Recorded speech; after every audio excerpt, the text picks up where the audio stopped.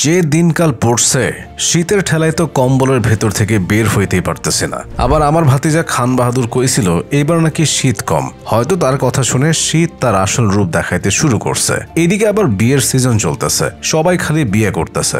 আবার শুনলাম তাহসানও নাকি বিয়ে করতেছে। তাহলে শেষ পর্যন্ত তাহসানও মনের মানুষ খুঁজে পাইল। আমার মনে হয় গান গায়া পটাইছে।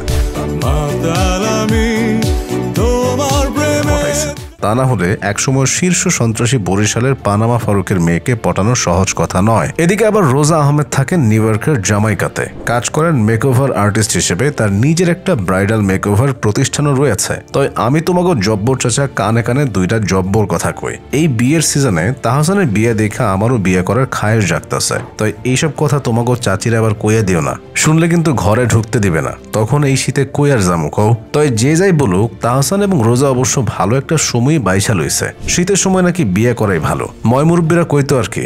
এতদিন আমার মাথায় একটা কথা ঘুরতেছিল, তা কিছুতেই হিসাব মিলাইতে পারতেছিলাম না। কথাটা হইলো, তাহসানের বয়স তো আর কম হইল না, এখনো তাকে এত ইয়াং লাগে কেন? এখন হিসাবটা ক্লিয়ার হইল আর কি। তা হইল সবই রোজার কারিশমা। রোজা হয়তো মিথিলাকে বুঝাই দিতে চায় তাহসান এখনো খোকা বাবু।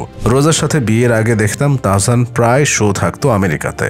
এখন আমাগো কাছে ক্লিয়ার হইল আর কি যে কোন শোতে ব্যস্ত ছিল তাহসান। এইদিকে আমার ভাতিজা খান বাহাদুর তাহসান আর রোজার অনেক বড় ভক্ত।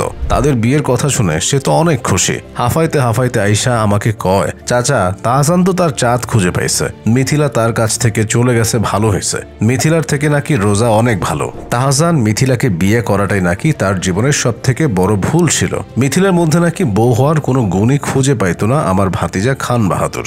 মিথিলা সৃজিতকে বিয়ে করলো, তার কাছেও থাকলো না, আবার নাকি বিয়ে করবে। তাই শেষমেশ আমি তোমাকে জব্বর চাচা তোমাকে কিছু উপদেশ দিয়া যায়, দেখে শুনে বিয়ে করো ভাতিজারা, বিয়ার পর যেন পস্তাতে না হয়। কবি থেকে গুরুজন, দার্শনিক থেকে লেখক সবাই বলে গেছে নারী হইল গিরগিটির মতো, মুহূর্তেই রং বদলায়। তাদের মন বোঝা এত সোজা নয়। বিয়ের পর দেখে শুনে রাখো যার বউরে, অন্যের বউয়ের দিকে আবার নজর দিও না। আর যাওয়ার সময় তোমাকে কইয়া যায় তাড়াতাড়ি বিয়াটা কইরা লাও মিয়া, সময় গেলে সাধন হবে না। বুঝো না ব্যাপারটা?